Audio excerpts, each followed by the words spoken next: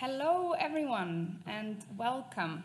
On behalf of RIKK, Institute for Gender Equality and Difference at the University of Iceland, it's my distinct honor to welcome you to the fifth lecture in the Spring 2023 lecture series on decolonization. Today's lecture is titled Letting the Light In, Ungendering Histories of Anti-Colonial Struggles for Liberation.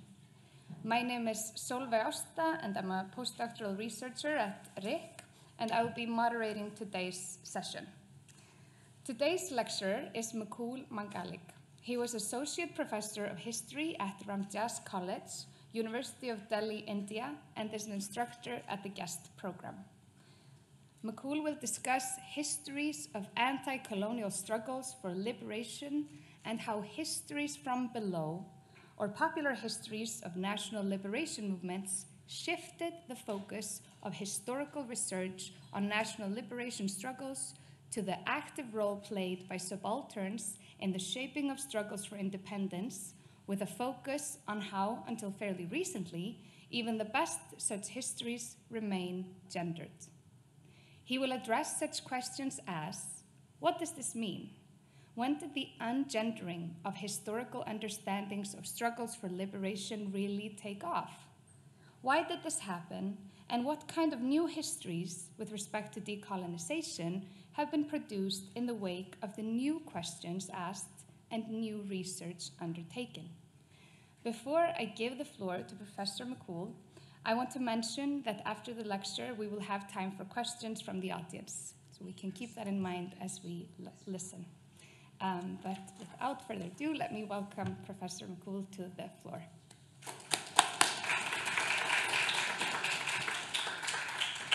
Thank you. Okay. Well, thank you very much for the introduction. And I must say, I am the one who actually wrote that abstract out. But as I was listening to it being replayed, I just thought it's very, very ambitious for a 30 or 40-minute. So it'll be very sketchy what I have to say. But I'll be more than happy to then field questions, and I'll try my best to answer whatever I can. Apart from thanking you for the introduction, I'd also like to thank the organizers for inviting me and for hosting this lecture in the National Museum. And this I say for two reasons. Number one, I think I've been to many museums, including in India, and I think this particular museum, the time I've spent in it, it made me really feel that it's a space which allows you to want to engage with and to understand the past, and to understand also the ways in which the past continues to play out into the present. So it's a lovely space, and I think it fulfills what museums, the object of what museums are meant to be doing. Number two, this museum and the university building are located very close to the Nordic House.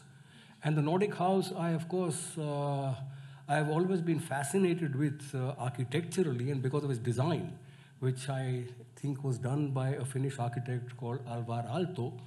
But with respect to the subject of today's lecture, I think the basement of Nordic House is very, very important, because I think in 1970, and you can please correct me if I'm wrong, the basement was the site from where women from Reykjavik who were engaged in various professions or even simply working at home, they got together in 1970 in the basement of Nordic House, and they came out as the red stocking women. And they were inspired by what had happened in Denmark recently, and of course the Danish women were inspired by what happened in New York, the red stocking women's movement. So it was a meeting that happened in the basement of Nordic House. It came out as a group initiative, and I think it fed in Iceland into second wave feminism. And I just feel it's very, very important to remember, as a historian particularly, to remember moments like this. For themselves, of course, but also perhaps because they might help us to better understand certain rhythms and certain ways in which history played out in modern Iceland. So to be able to actually to be able to remember and to be able to analyze and to be able to understand the meanings of a moment like 1970, which then flowed into 1975, October 24th, once again, if I'm not mistaken, with the date where you had the Women's Day off. It came out of that particular moment. And of course, I'm not trying to draw any linear kind of projection here, but I think it's very, very important to keep in mind a number of these moments and to look at the role that very ordinary people they could be women, they could be, in the case of South Asia, people who belong to the peasantry, to the working class, the roles that they have played in the making of modern South Asia or contemporary Iceland, as the case might be. It is equally important, I think, to remember, I'm just playing out these 5 images, 6 images of 5 women, and I'll briefly talk about them. Oh,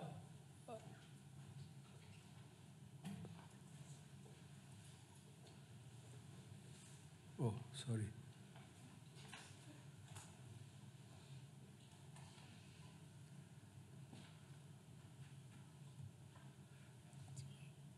Yeah, okay. So just as I think it's important to remember certain moments like 1970, the basement of the Nordic House, it is equally important to just pay attention and to remember these 5 women who I have just projected on the screen, one after the other, in 6 images. Their names are Hausabai Patil, Deymati Dei Salihan, Mallu Swarajyam, Lakshmi Panda, and Bhavani Mahato. They belong to different parts of the country. They belong to different castes and classes. And they have recently found their way, they found their way into the pages of a book that emerged very recently, written by journalist and author P. Sainath.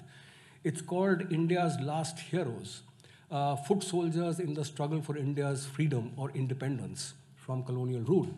And Sainath Sainath, with a small group of research assistants, went around the country trying to locate and trying to document the lives of India's surviving freedom fighters.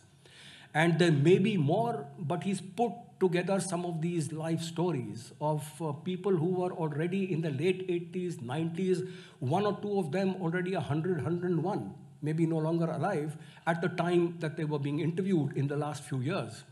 And 5 of these happen to be these 5 women. And because they found their way into this book and through their life stories, we know now that these were all women who were, from the 1930s onwards, they were involved very actively in India's struggle for freedom, for independence. And that they were involved in these struggles could be through organizations, could be only at the level of individuals, and they were defining their own ways of trying to contribute to the struggle for independence. And if you are actually looking at these life stories, you can see the variety of ways in which they're actually engaging in the struggle for independence. The second thing to remember here is that they were not simply fighting, all of these women and other characters in the book, they were not simply fighting for political independence from colonial rule and empire. They were simultaneously, many of them, they were also fighting class oppression, or they may be fighting also caste oppression, as the case might be. Very few of them, 1 of the 5, Mallu Swarajyam, who comes from Telangana in the southern part of India, south of the Vindhyas, she was very, very clear in her interview. She's talking about how she's also fighting patriarchal oppression, both within the ranks of the struggle for independence and at home. So taking up the issue of domestic violence, for example, in the 1930s, 1940s, at the moment, and continues to do so.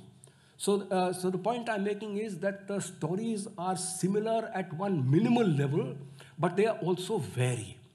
And I think it's important, of course, like looking at 1970, to look at the specifics of what happened in the 1970s, who these women were, who got together, but simultaneously to remember that we have these 5 life stories, but these 5 life stories are not just these 5 life stories. it also allows us to go back into from the 1910s right through to 1947 and beyond. 47 is when India becomes independent, and that independence also comes with partition. But also to remember then that there were thousands, literally hundreds and thousands of women, not only from elite or middle class families, but from the peasants, from among peasant families and working class families, and what are called Adivasis, people who are dependent upon forests and are given the status of what is called scheduled tribes. Women belonging to different categories, social classes and categories, who took part in the struggle for independence in these multiple ways, as indicated earlier through these 5 life stories, not in just one way. So you have people coming together, fighting colonial rule, independence, but simultaneously also saying that we're not only fighting for political independence, we're fighting for deeper freedoms. So this distinction between fighting for political independence, where decolonization comes to be seen as one moment in a much longer process of a much deeper fight for freedoms of different kinds. And that freedom could be, as I said, class oppression, it could be caste, questions of caste oppression and hierarchies, and also, not in many cases, but in a number of cases from the 1910s into the 1940s, like Mallu Swarajyam, women also fighting as feminists.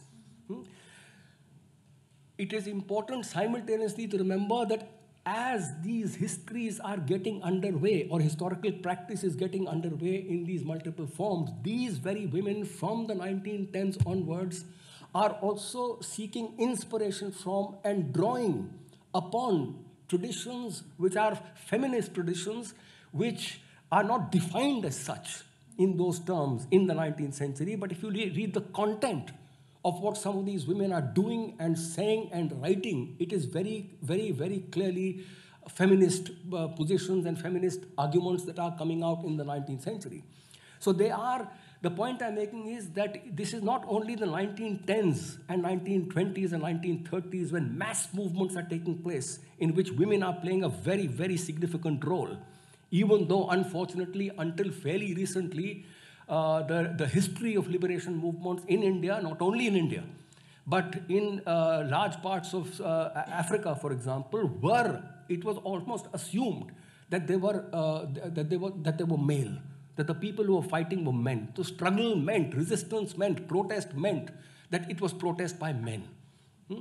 And I think it's important that we remember this, and simultaneously that we remember that what is happening in 1910s, 20s, 30s, 40s, when you have the non-cooperation movement, the civil disobedience movement, the Quit India movement, which are mass movements against British imperialism and for decolonization, that women are taking part from peasant households and working class households on a massive scale. It's not just marginal to the movement, it's very central and very important. There are some names that are known, but precisely because people like Sucheta Kriplani, for example, there will be individuals whom we have heard of since we were kids, but then there were always exceptions. That was not something that was talked about, like women having played such a significant role in these mass upsurges and mass movements. Nor was this idea taken up that there is something happening in the 19th century. There are voices being articulated, concerns being articulated in the 19th century, which the women in the 1910s and 20s are drawing upon, right? And I just want to mention some of these because I think they're absolutely important. And when we were students in the 1970s, we never heard of these names. We were not taught about them. We were not hearing. They didn't figure.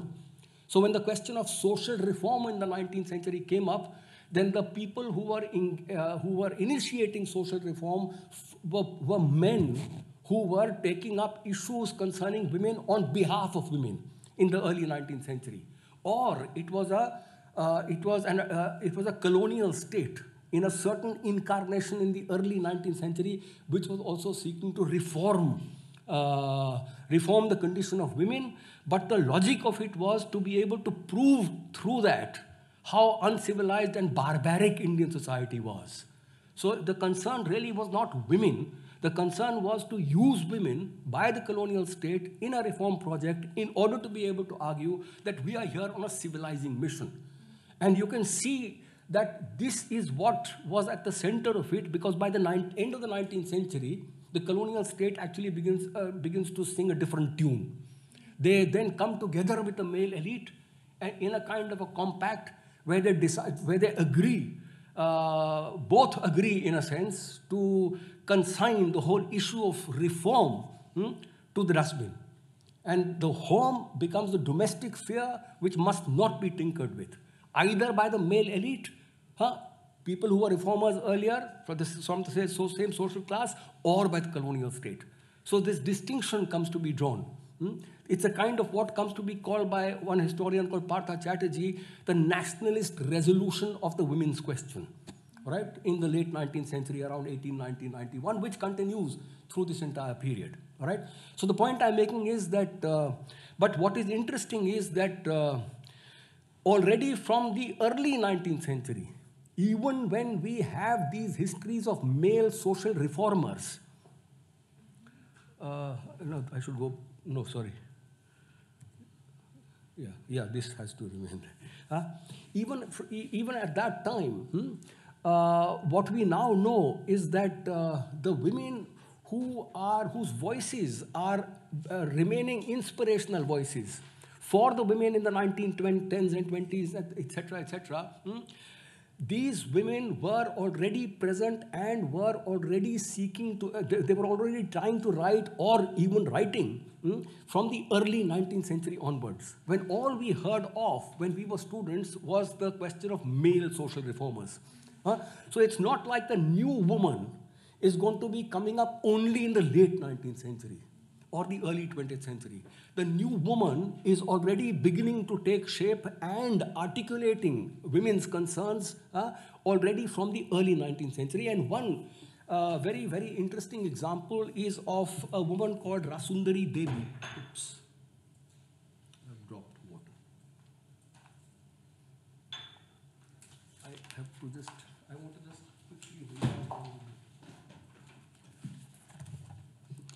I'm sorry if this comes in as Rasundari Devi is born as early as 1809, entirely self-taught, and wrote the first autobiography by an Indian woman. And she writes, "I was so immersed in a sea of housework that I was not conscious of what I was going through day and night. After some time, the desire to learn how to read properly grew very strong in me. I was angry with myself for wanting to read books. Girls did not read, 1809 born. People used to despise women of learning. In fact, older women used to show a great deal of displeasure if they saw a piece of paper in the hands of a woman. But somehow, I could not accept this." But Rasundari Devi was not the only person in the early 19th century. By the time we come to the middle of the 19th century and the second half of the 19th century, you have a man like Jyotiba Phule, you have his wife Savitribai Phule, you have Fatima Sheikh, and of course, the names that come to mind apart from the first female graduates in the British Empire, Kadambini Basu, Chandramukhi Basu, various other women who become doctors and teachers and educators in various other fields. Apart from that, Anandibai Joshi, Himvati Sen. But apart from that, I think if there are two names upon which we can zero in on, they would be Pandita Ramabai and Tarabai Shinde, both writing at the end of the 19th century. In the 1880s, the most acerbic critiques of caste and patriarchy and the intersection between the two that you come across by anybody in the late 19th century. So I just want to, it's worth reading out. Otherwise, you don't get a sense of how trenchant and how important these voices are and these words are. Pandita Ramabai, this is a response to a woman called Rukhma Bai, who was married as a child, was tried and sentenced to prison for refusing to live with her husband. Married as a child, Rukhma Bai. So Pandita Ramabai writes, "Our only wonder is that a defenseless woman like Rukhma Bai dared to raise her voice in the face of the powerful Hindu law, the mighty British government, the 129 million men, the 330 million gods of the Hindus, all these have conspired together to crush her into nothingness. We cannot blame the English government for not defending a helpless woman. It is only fulfilling its agreement made with the male population of India. But this is not all. Ramabai goes on in another moment to say, those who diligently and impartially, and to say something like this at the end of the 19th century was hard enough. You try and say something like this in India today, you'll be in jail. Huh? So I just want to emphasize to you that this is not only a very acerbic criticism of patriarchy that is being made, but to imagine that this kind of statement is coming from a woman in the late 19th century in a certain context which I can't talk about at great length, it's to remember the significance of that as well, the weight of it.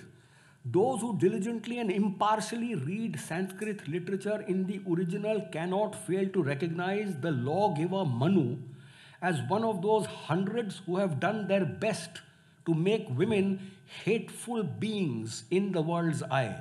I can say honestly and truthfully that I have never read any sacred book in Sanskrit literature without meeting this kind of hateful sentiment about women.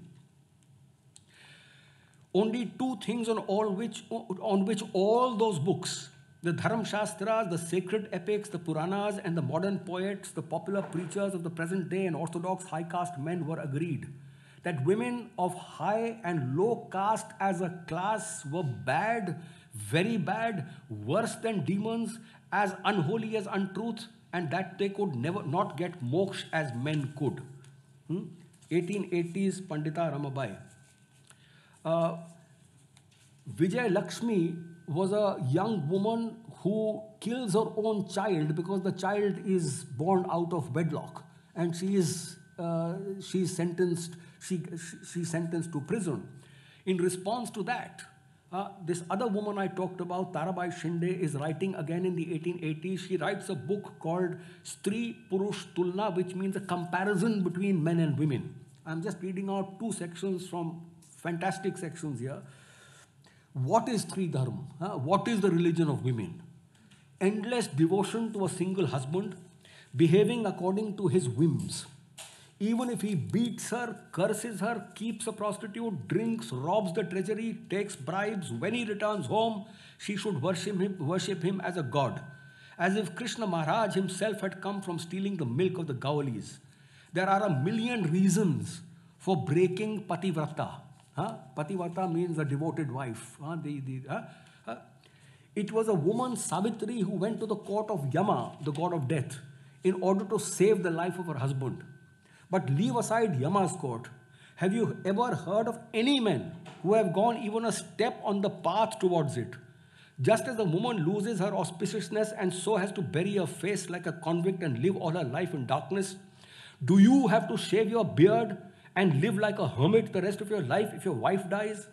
If any smart aleck god gave you a certificate to take another woman on the 10th day after your wife has died, then show it to me. And there are statements and statements and statements of this kind, writings of this kind, from these two women. So I think it's important, when I'm saying it's important to remember the women, the images of the women I showed you. It is equally important to remember that they were not the only ones, but from the 10s into the 20s and 30s, you have women from different backgrounds taking part in mass upsurges against colonial rule, who in turn are drawing inspiration from and who are seeking to carry on a tradition where women are speaking on women's concerns and women's issues in the most acerbic critiques of patriarchy that have come out in the 19th century from anywhere in South Asia, none of which we had ever learnt about until the early 2000s, late 90s or early 2000s. Nobody was writing about it. Absolutely zero. The next thing I just want to flag, just two quick other things and I'll stop. One is that it's very important to remember that that when we are talking about whether it's women in the 19th century or we are talking about the 20th century, it's important to highlight and to state and restate that this is women's agency. The reason I'm saying this is also because there was a lot of paternalist takes on the participation of women during the national movement.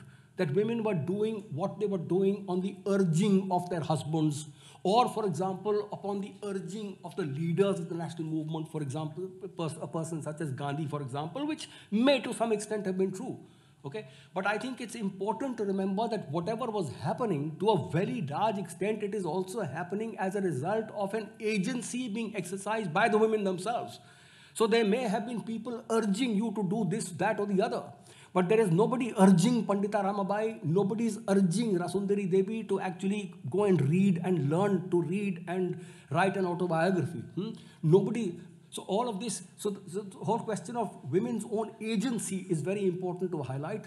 Number two, it is equally important to highlight and to remember that whatever is happening in the 19th century and through the 20th century, which is connected with the question of agency, it is extremely difficult, knowing the historical context in which all these things are happening, what is being done by these women, what is being said by these women is extremely difficult. And it is extremely difficult not only because of some old traditions, hoary traditions, it is extremely difficult because patriarchal tradition is being invented in a certain form in the 19th century. Which is what I referred to the nationalist resolution of the woman's question, where it is being stated very, very clearly, together with the colonial state, and the colonial state is going along with it, all right, that the woman's place is in the home. The man has to be master of that space, which is the woman's space, which is in the home, the domestic sphere. And that is the site for the creation and maintenance of a moral order through the making of a chaste wife and the model mother. This is not some hoary tradition, necessarily. It could be drawing upon strands of an older tradition and systematizing it into a new patriarchy in the 19th century. And this is going to carry on in mainstream nationalism. Mainstream nationalism led by the Congress and with Gandhi, for example, being a major figure, all right? And I think there is no way in which we can understand much about modern India and much that is positive about modern India without reference to Gandhi. But that doesn't mean that there is much that cannot be critiqued, much that Gandhi cannot be critiqued for either, all right? So the point I'm making is that it's important to remember that from the end of the 19th century into the 20th century, this compact between the colonial state and between mainstream nationalism, they may not have been in agreement about decolonization, all right? But this compact on the woman's question is something which is shared. And this is what is going to make it so difficult for the women to be doing the things they're doing, particularly for women who are trying to raise issues which concern women. It is not easy at all. So it's very important to remember, for us to remember that this is not just about agency, but agency being exercised in the most non-propitious circumstances. So that historical context has to be kept in mind, not simply the continuation of some old tradition, but this systematization of a new patriarchy which is taking place and in the face of which these women are saying and doing what they are seeking to do. And the third element, which I just want to highlight, is that in addition to that, as if this is not bad enough, they were written out of histories. So, I mean, just the condescension of posterity, the term that E.P. Thompson used in his making of the English working class in 1963 with respect to the to workers and to artisans and to there's a condescension of posterity towards the role that women actually played in the 19th century and in the 20th century in the processes leading up to to political independence, which I think is one moment in a much longer fight for decolonization. All right? So being written out of this history and not being talked about, erasure as it was. And this, as I said earlier, is not something which is peculiar to South Asia. This is something you find across the board. Yesterday in class, I was giving examples of very, very fine histories of liberation movements in different parts of Africa, for example. Very fine histories that came out between the 1950s and 1980s. Women don't figure. And in some instances, for example, the Giriyama resistance we talked about yesterday, the same historian, Cynthia Brantley, and she acknowledges that. In her first book that she writes about the Giriyama resistance, the assumption is that when we are talking about resistance, it's men. She herself, in an article which is written in the late 80s, goes back with a new question, which question is asked by the end of the 60s, early 70s, where are the women? And historians can't avoid that anymore. All right? And she asks, when she's confronting that question, she goes back to the same uprising and finds that uprising is actually led by a woman. Forget women being part of it. It is led by a woman, and that woman is called Mekata Lili. I mean, that's one example. There are so many, Mau Mau. So all over, South Asia, Latin America. Latin America, I mean, I'm not talking about anti-colonial struggles because that ends at the early 19th century, but resistance in Latin America. Very fine histories of peasant movements, of working class movements, which are written right into the 1960s, early 70s, but until the end of the 70s, until the early 80s, you don't find women present. And then you have the work of people like June Nash, Irene Silverblatt in the end of the 1970s, or, for example, around the same time in the early 80s, the work of Salazar and Kirkwood, who are looking at the same movements that had been looked at by historians, and they begin to write completely new histories. So the point I'm making is that something happens. There's something that happens by the end of the 60s and early 70s. The time precisely when you have these women meeting in the basement of Nordic House and coming out as the Red Stockings movement. There is something happening which goes back to the late 60s, 1968, the year that rocked the world, out of which comes second wave feminism. And because of the power of the questions which are going to be raised, where are women in the histories that are being written or even in the present? It is out of those questions and the power of those questions, born of the internal contradictions within the 1968 movements or the civil rights movement, that you have historians also being compelled and pushed into asking this question and finding answers to those questions. And this is not something linear either. It's not something that historians jump at doing. There's a lot of resistance to it. Which is why the really good histories which are going to be coming out, which are moving towards becoming ungendered, because they're still not ungendered. Questions of the LGBTQ, for example, are not yet explored and interrogated the way they need to be, even with respect to national liberation movements.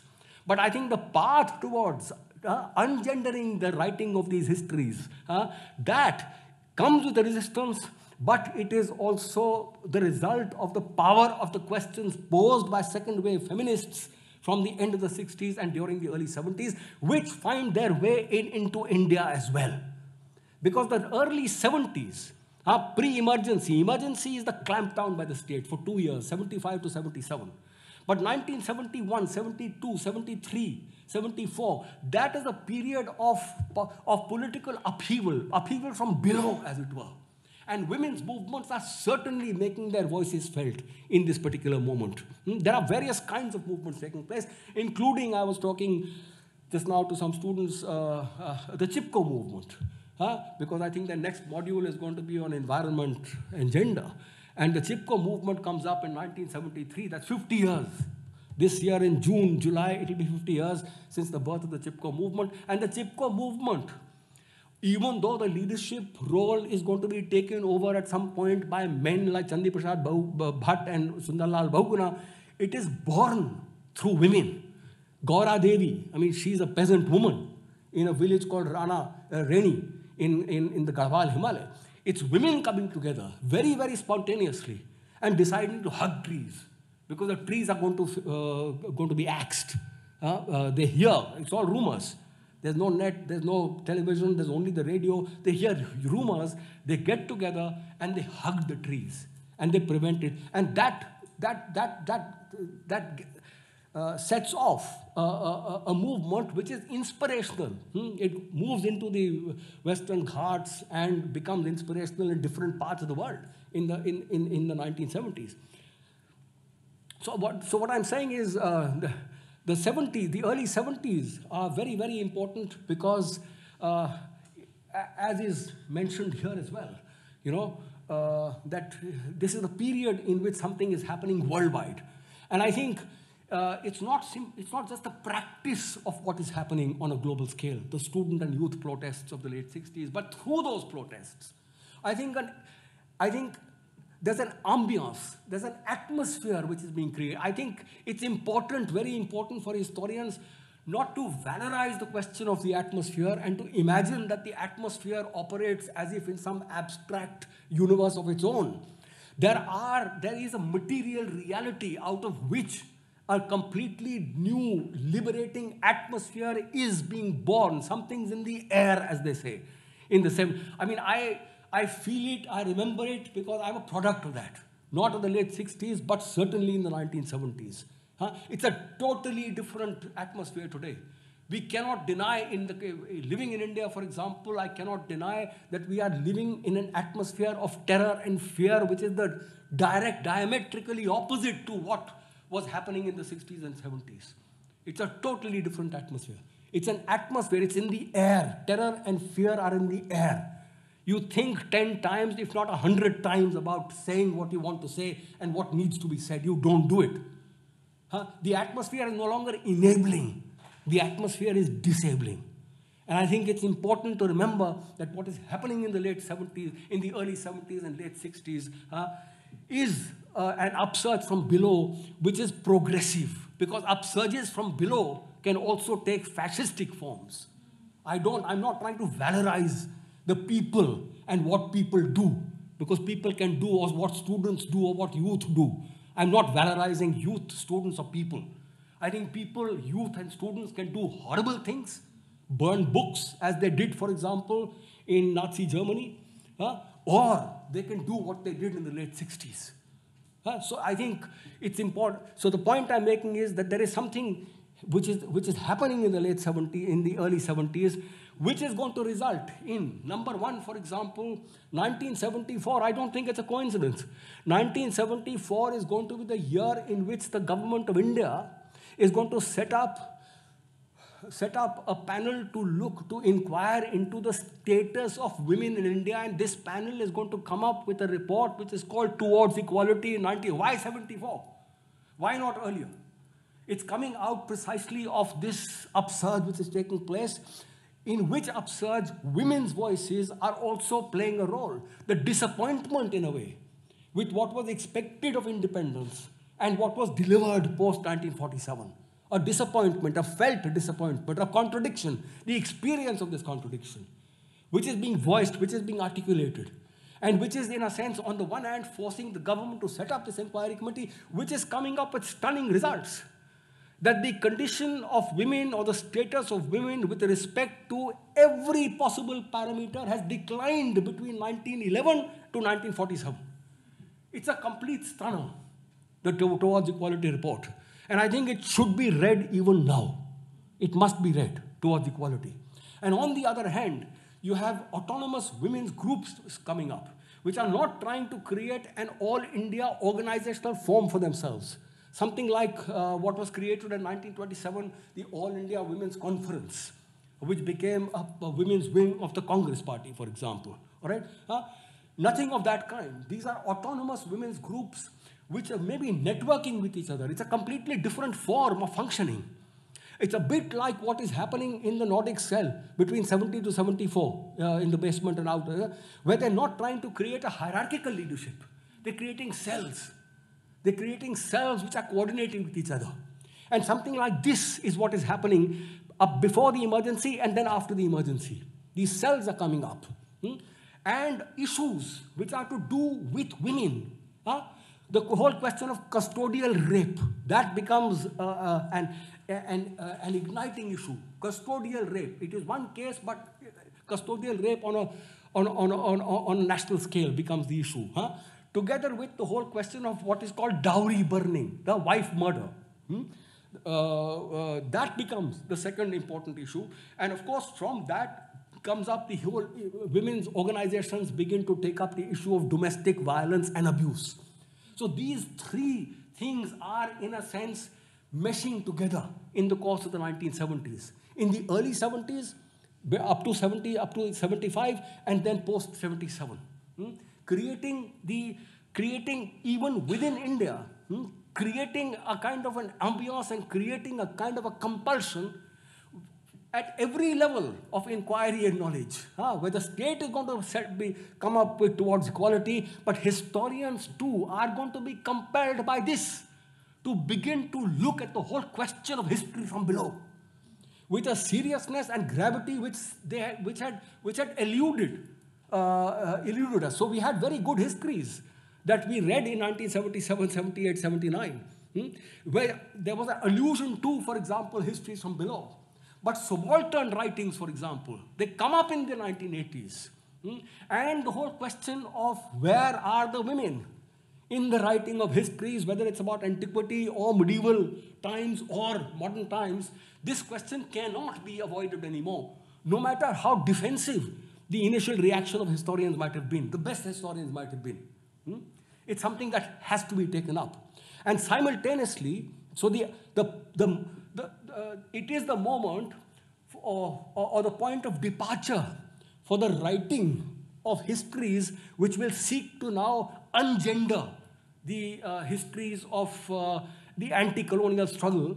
As I said, it's beginning, it's a point of departure.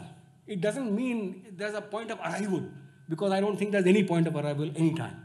It's a process that will go on. But it is certainly a very significant moment, which is why by the time we come to the end of the 80s, you can have, or the early 90s, you can have a book like The History of Doing by Radha Kumar, which is looking at the role played by women in the making of modern India at various levels. So it's not a coincidence so once again, I think the question of agency. It's women who are speaking in the 19th century about women's issues. It's what women are doing together with other movements, but it's what women are doing in the 1970s that is forcing historians across the board to look at what women were doing not only now, but what women were doing earlier. So I think and out of this is also going to come, that's the last point, this film collective, which is called Yugantar. 3 women, and they get together just after the emergency in 1977, and together with the camera person, Navroz contractor, and the sound engineer, they set up this collective. Baya, what are the names? Meera Rao and Deepa Dhanraj. These 3 women with these 2 men, they come together, set up Yugantar, which means change, in 1977, and the attempt is not simply to make documentary films, but to make documentary films which are to do with women's lives and women's struggles in a participatory and collaborative way. So the films they make between 1980 and 83, and these are stills from some of those films, all right? These are films which are dealing with women's struggles. The first one they make in 81 is called Molkarin, and that's an image from there, which is literally translated means maid servant, so domestic workers.